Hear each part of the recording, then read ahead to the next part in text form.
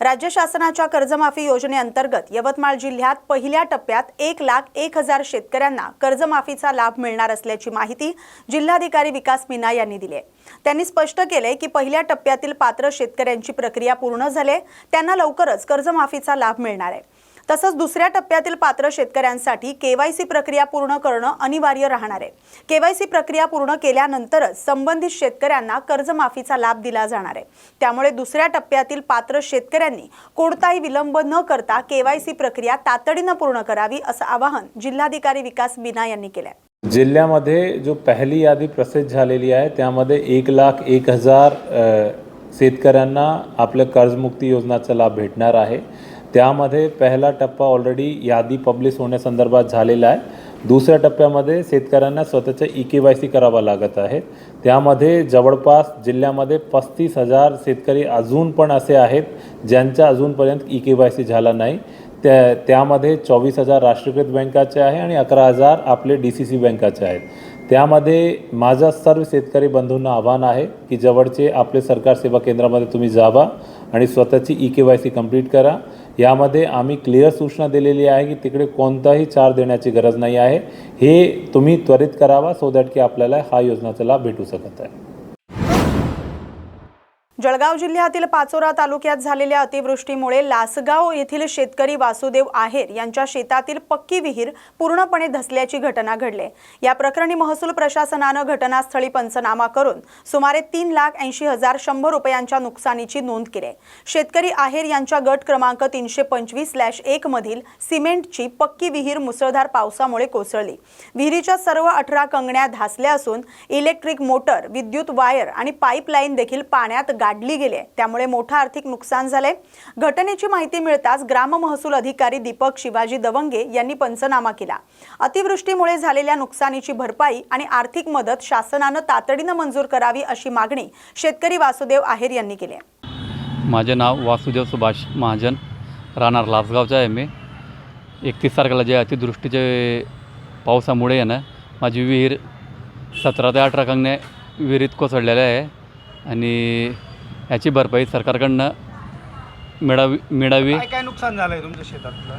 शेतातलं पुरे 18 कंगण्या गेलेल्या आहेत विहिरीत, मोटर वगैरे फिल्टर वगैरे विहिरीत गेलेलं आहे आणि विहिरीचं मोठा गरब असल्यामुळे भरपूर नुकसान झालेलं आहे। मला 5 ते 6 लाखाचं नुकसान झालेलं आहे। याची भरपाई सरकारकडनं मिळावी। पंचनामा झाला का तुमचा? हो, आज पंचनामा केलेला आहे 31 तारखेला।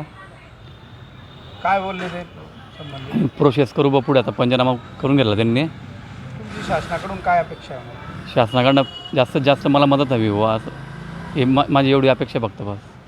किती दिवस पाणी पडला होता तो? 2 दिवस पाऊस होता। 30 आणि 31 तारखेला पाऊस होता। आज 31 तारखेला आपलं विहिरीचं नुकसान झालेलं आहे। किती फूट खोल होती विहीर तुमची? विहीर 60 फूट खोल होती आणि 40चा गरब होता। 60 बाय 40चा गरब असल्यामुळे भरपूर मोठं नुकसान झालेलं आहे माझं। काय झालं नेमकी विहिरीला? विहिरीत कोसळलेली डायरेक्ट, म्हणजे एकही कंगणी नाही शिल्लक। आता पूर्ण विहिरीत पाण्यात गेलेली, म्हणजे पूर्ण 17-18 कंगण्या बांधलेल्या होत्या गोचव पूर्ण।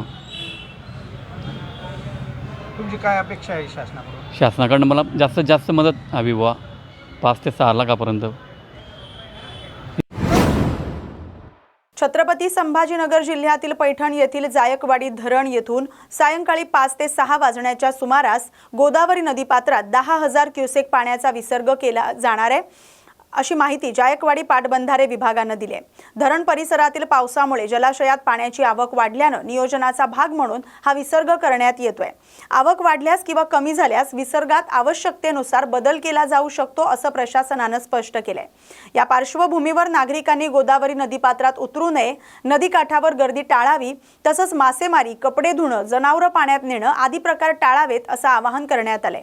नदीकाठच्या गावातील नागरिकांनी सतर्क राहून स्थानिक प्रशासनाच्या सूचनांचं पालन करावं असं जायकवाडी पाटबंधारे विभागाने म्हटलंय। जालना शहरातील ढवळेश्वर परिसरात सुरू असलेल्या सिमेंट रस्त्याच्या कामावर माजी आमदार कैलास गोरंट्याल यांनी निकृष्ट दर्जाचा आरोप करत चौकशीची मागणी केली आहे। राजूर चौफुली उड्डाण पुलापासून ढवळेश्वरकडे जाणाऱ्या रस्त्याचं काम पूर्ण होण्यापूर्वीच पावसामुळे खडी उघडी पडून ठिकठिकाणी खड्डे पडत असल्याचा आरोप त्यांनी केलाय। महानगरपालिका हद्दीतील हे काम सार्वजनिक बांधकाम विभागामार्फत सुरू आहे। वाहतूक सुरू होण्यापूर्वीच रस्त्याला तडे गेल्यानं कामाच्या गुणवत्तेवर प्रश्नचिन्ह निर्माण झाल्याचं गोरंट्याल यांनी सांगितले। याबाबत त्यांनी महानगरपालिका आयुक्तांची भेट घेऊन चर्चा केली। हा मुद्दा केंद्रीय मंत्री नितीन गडकरी यांच्या निदर्शनास आणणार असल्याचं त्यांनी स्पष्ट केलंय। शासनाच्या निधीचा गैरवापर किंवा निकृष्ट दर्जाची कामं होत आहेत का याची तातडीनं चौकशी करून संबंधितांवर कारवाई करावी अशी मागणी गोरंट्याल यांनी केली आहे। पासून तर ढवळेश्वर आणि राजूर चौफुली तक मागच्या महिन्यात एक रोडचा उद्घाटन झाला आणि त्या रोड आता परिपूर्ण झाले नाही, पण या पहिल्या पाऊसमध्ये रोडवर मोठे मोठे गड्डे पडलेले। त्याबद्दल मी कमिशनरला भेटलो, पण त्यामध्ये असं आहे की ते रोड नगर परिषद महानगरपालिका हद्दीचा आहे, पण त्यावेळचे कमिशनराने त्याला NOC PWD दिलेली, मग तो प्रॉपर ते काम PWD करतायत। आम्ही त्याची चौकशी करणार आहे, कारण हे पैसे नितीन गडकरी साहेबांना पाठविलेले आहेत आणि मी स्वतः हे सर्व प्रकरण नितीन गडकरीच्या कानावर टाकणार आहे। सातारा जिल्ह्यातील पाटण तालुक्यातील प्रसिद्ध पर्यटन स्थळ सडा वाघापूर पठार पुन्हा एकदा बेफाम वाहन चालकांच्या जीवघेण्या स्टंटमुळे चर्चेत आले। सोशल मीडियावर व्हायरल झालेल्या एका व्हिडिओमध्ये महिंद्रा थार गाड्यांमधून काही तरुण धोकादायक स्टंट करताना दिसतात। विशेष म्हणजे ज्या ठिकाणी हे स्टंट करण्यात आलेत त्या परिसराच्या दोन्ही बाजूंना खोल दरी आहे आणि अशा अत्यंत धोकादायक ठिकाणी स्वतःचा आणि इतर पर्यटकांचा जीव धोक्यात घालून स्टंटबाजी केल्यानं संताप व्यक्त केला जातोय। याच सडा वाघापूर पठारावर गेल्या वर्षी स्टंट करण्याच्या प्रयत्नात एक कार थेट दरीत कोसळून गंभीर अपघात झाला होता। या घटनेनंतरही कोणताही धडा न घेता काही वाहन चालक पुन्हा अशाच प्रकारे जीवघेणे स्टंट करत असल्याचं या व्हिडिओतून समोर आले। या पार्श्वभूमीवर अशा हुल्लडबाज पर्यटकांवर आणि वाहतूक नियमांचं उल्लंघन करणाऱ्या वाहन चालकांवर कठोर कारवाई करावी अशी मागणी नागरिक आणि पर्यावरण प्रेमींकडून करण्यात येते। उपमुख्यमंत्री सुनेत्रा पवार यांच्याबाबत वापरण्यात आलेल्या गुंगी गुडिया या शब्दप्रयोगाचा निषेध करत काँग्रेसनं याबाबत जाहीर माफी मागावी अशी मागणी सामाजिक कार्यकर्त्या प्रतिभा शिंदे यांनी केली आहे। अशा प्रकारच्या वक्तव्यातून पुरीशी मानसिकता दिसून येत असल्याची टीकाही त्यांनी केली आहे। इंदिरा गांधी यांनाही यापूर्वी गुंगी गुडिया म्हटलं जात होतं, मात्र त्यांनी राष्ट्रीय बँकांचे एकत्रीकरण आणि बांगलादेश मुक्ती संग्रामातील नेतृत्वासारख्या निर्णयांमधून स्वतःचं कर्तृत्व सिद्ध केलंय असं शिंदे यांनी म्हटलंय। सुनेत्रा पवार या अहिल्याबाई होळकर, तारा राणी आणि सावित्रीबाई फुले यांच्या विचारांचा वारसा लाभलेल्या आहेत। त्या आपल्या कार्यातून क्षमता सिद्ध करतील असा विश्वास व्यक्त करत काँग्रेसने संबंधित वक्तव्याबद्दल माफी मागावी अशी मागणी त्यांनी केली आहे। महाराष्ट्र प्रदेश काँग्रेसनं महाराष्ट्राच्या पहिल्या उपमुख्यमंत्री सुनेत्राबाई पवार यांच्या संदर्भात टीका करताना जे शब्द वापरले गुंगी गुडिया ते अत्यंत निषेधार्ह आहेत आणि त्यांची पुरुषी मानसिकता याच्यामधनं दिसते आहे। या देशामध्ये इंदिरा गांधींनाही गुंगी गुडिया म्हटलं जायचं, पण त्यांनी बँकांचं एकत्रीकरण राष्ट्रीयकरण करणं असू दे की पाकिस्तानाचे 2 तुकडे करत बांगलादेशाची निर्मिती करणं असू दे, स्वतःला त्यांनीही प्रूव्ह करून दाखवलं होतं। आदरणीय सुनेत्राबाईंनी सुद्धा अहिल्याबाई होळकर, सावित्रीबाई, जिजाऊ, तारा राणींची लेक आहेत आणि त्याही या महाराष्ट्रालाच नव्हे तर देशालाही दाखवून देतील की सक्षमपणे त्या कशा पद्धतीने राज्यकारभार करतात। काँग्रेसनं हे म्हणून आपली पुरुषी मानसिकता दाखवली आहे, त्याबद्दल त्यांनी माफी मागावी।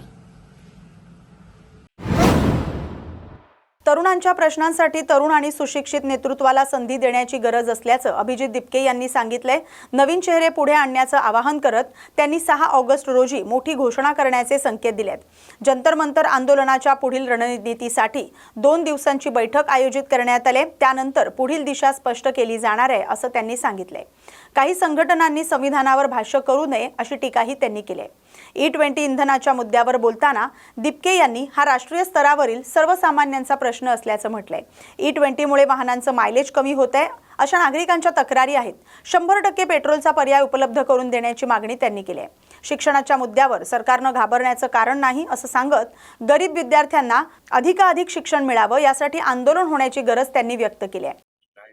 चांगली गोष्ट आहे, उशिरा का होत नाही, पण आता कुठेतरी जाऊन यांना सुचलं तरी की जेनझी सोबत बोलावं लागेल, तरुणांसोबत बोलावं लागेल, चांगली सुरुवात आहे।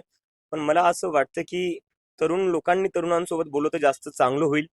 कारण की तुम्ही जोपर्यंत यंग चेहरे पुढे आणणार नाही तोपर्यंत काही अर्थ नाही अशा डायलॉगचा, असं तरी मला वाटतंय. तुम्ही बोला, त्याच्यात काही हरकत नाही, चांगली स्टेप आहे, पण नवीन लोकांना पुढे आणा, नवीन चेहरे पुढे आणा, ते जास्त बेटर होईल. आणि शिकलेले चेहरे पुढे आणा. सहसंघचालक आहेत अतुल लिंबू, त्यांचं इथं भाषण झालं काय? त्यांनी हे आंदोलन देशविरोधी ठरवलंय, संविधान विरोधी.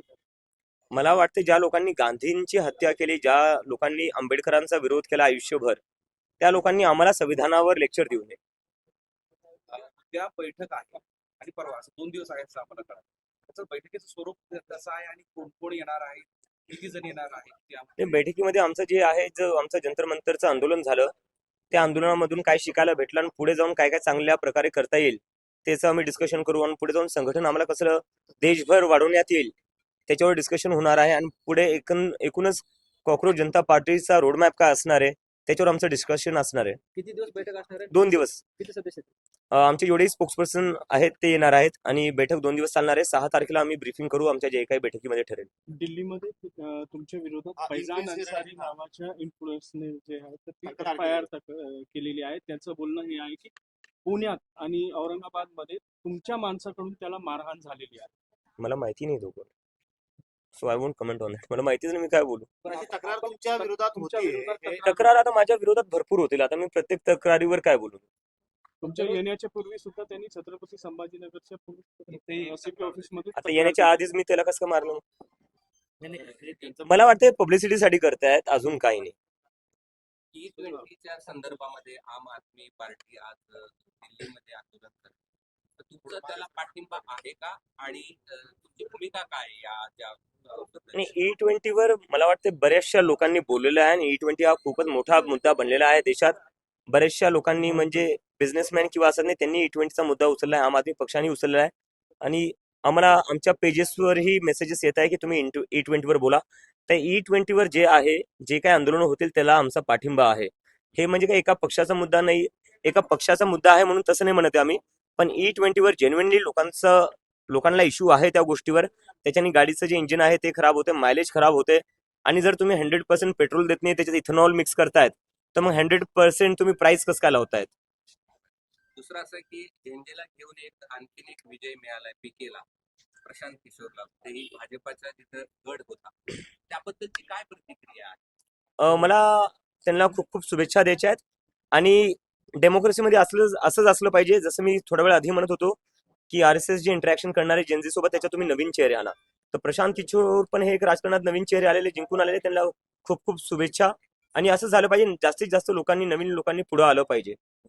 बरं, RSS कडून आता मोहन भागवत नाही बोललो. काय झालंय, आता जे भेटीला येत आहेत वेगवेगळ्या पक्षाची लोक, राजकारणी लोक, त्यामध्ये शिंदे सेनेचे आमदार मंत्री येऊन इथे गेले. त्यावरून राज्यातल्या भाजप आणि शिंदे सेनेमध्ये वाद निर्माण झाला असं सध्या चर्चा सुरू आहे की तुमच्या भेटीवरून त्या दोघांचं बिनस्तिक काय अशी स्थिती. आता 30 वर्षाच्या मुलापासून तुम्हाला एवढी भीती वाटते, मी काय बोलू याच्यावर. म्हणजे ते तर मला फक्त पर्सनली भेटायला आले होते आणि शुभेच्छा द्यायला आले होते. दुसरं तर आमचं काही बोलणं झालं नाही.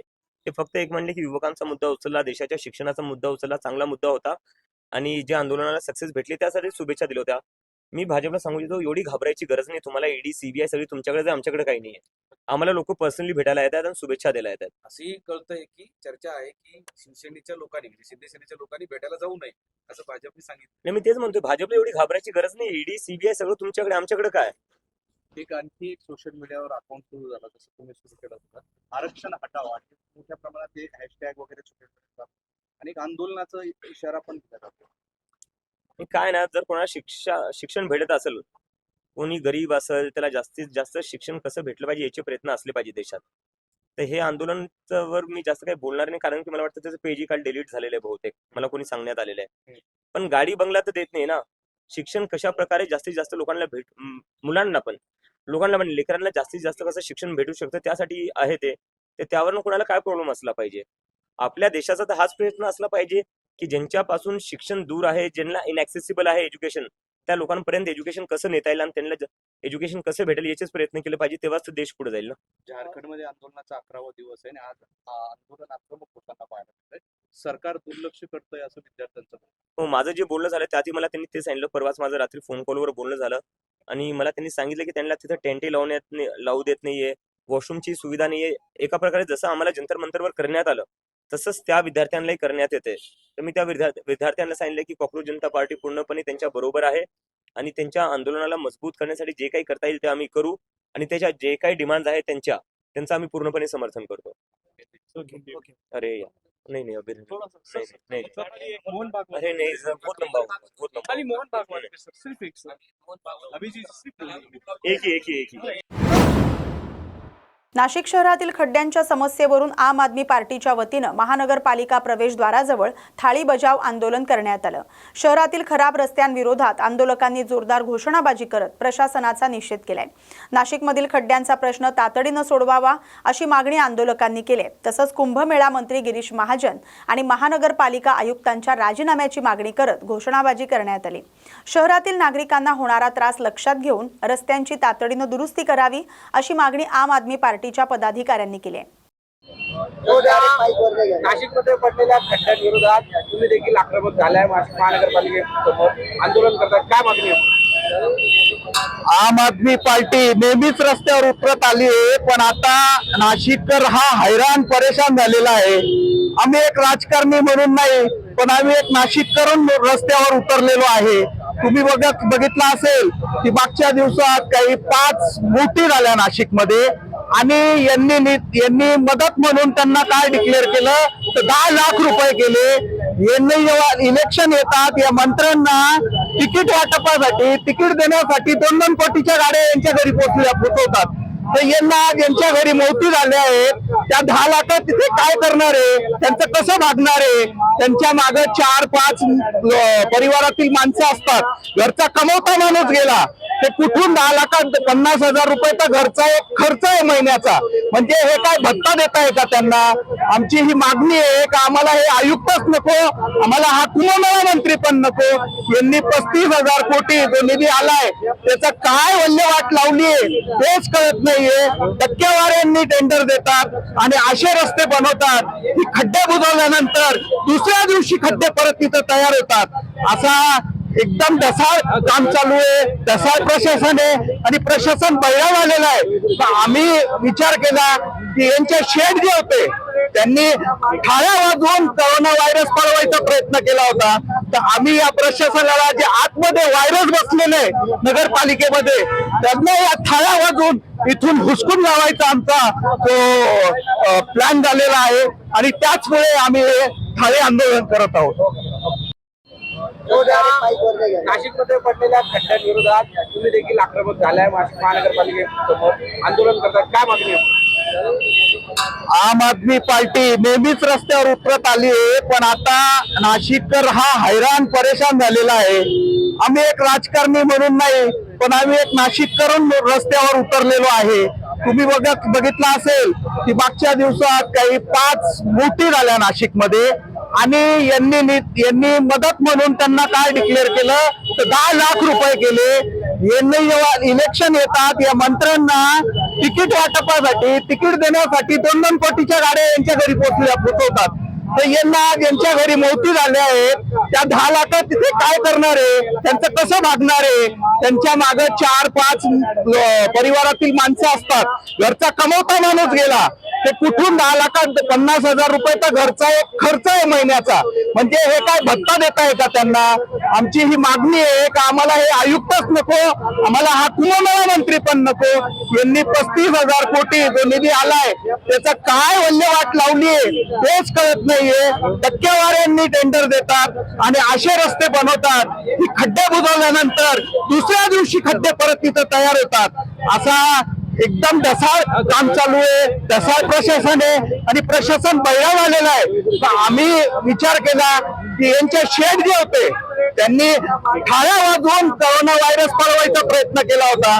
तर आम्ही या प्रशासनाला जे आतमध्ये व्हायरस बसलेले नगरपालिकेमध्ये त्यांना या थाळ्या वाजवून इथून हुसकून लावायचा आमचा तो प्लॅन झालेला आहे आणि त्याचमुळे आम्ही हे थाळी आंदोलन करत आहोत. धाराशिव जिल्ह्यातील तेरखेडा गावात जिल्हा परिषद निवडणुकीच्या पार्श्वभूमीवर सत्ताधारी महायुतीतील शिवसेना आणि राष्ट्रवादी काँग्रेसच्या 2 गटांमध्ये जोरदार संघर्ष झालाय। आमदार तानाजी सावंत आणि माजी आमदार राहुल मोटे यांच्या समर्थकांमध्ये झालेल्या या राड्यात इनोव्हा, थार, फॉर्च्युनरसह 10 ते 12 वाहनांची तोडफोड करण्यात आली।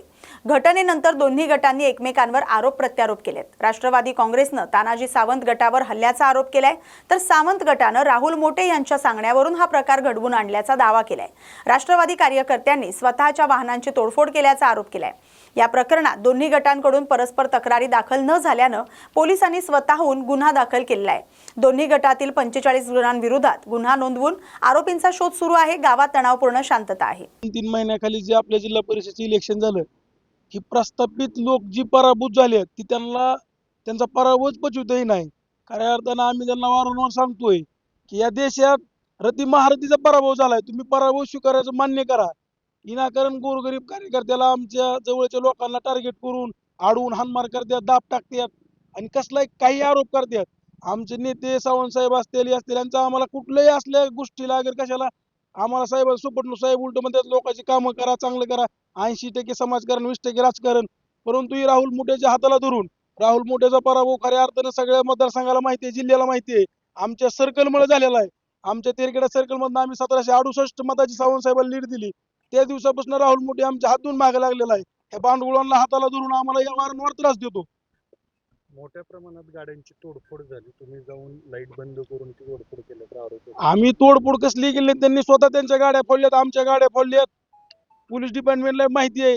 ही सगळी गुंडगिरी माणसं आणि ही बोलत असं सांगतात दहशतीचं वातावरण आणि सांगतात तानाजीराव सावंत आमच्या पाठीमागं खंबीर उभा आहे, श्रीकांत शिंदे आमच्या मागं खंबीर उभा आहेत आणि मुख्यमंत्री साहेब शिंदे सुद्धा आमचे। तर आमचं ह्या गावात कुणी आमचं उपटू शकत नाही।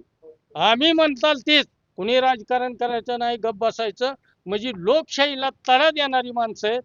ह्यांचं गावागाव चौकशी केली तर ह्यांचा एकच फक्त अन्याय, पवनचक्कीचे पैसे आणि ह्याच्यावर चाललेला हा जो माज आहे, ती गोरगरीब जनतेला इथं राहणं सुद्धा कठीण व्हायला आलंय। आता कालच्या ह्या प्रकाराहून जनतेला सगळं माहित आहे। ह्या आमच्या गाड्या विनाकारण फोडल्यात इथल्या, फक्त ही खामकर कॉम्प्लेक्स, दुसरं काही कारण नाही। आणि ही अतिरेक असं नेहमीच करते। ह्याच्या मागे ह्यांच्यावर 20 केसेस आहेत, तरी शासन यांना अटक करीत नाही आणि त्या जोरावर ही म्हणतात सगळी आमच्या मागे आहे, आमचं काहीच होऊ शकत नाही, ह्या घमंडीत ही वागते। त्याच्यामुळे जनतेला इतका त्रास आहे की पोलिसांना रात्री घेतली नाही, समोर झालंय, घेतली नाही। भांडणाला कारण जिल्हा परिषद का विरोधात उभा राहिला। कुणाचा वाढदिवस असला त्यांनी काही करायचं, पण आमच्यात जेवायला आलेल्या माणसाला सुद्धा धाव।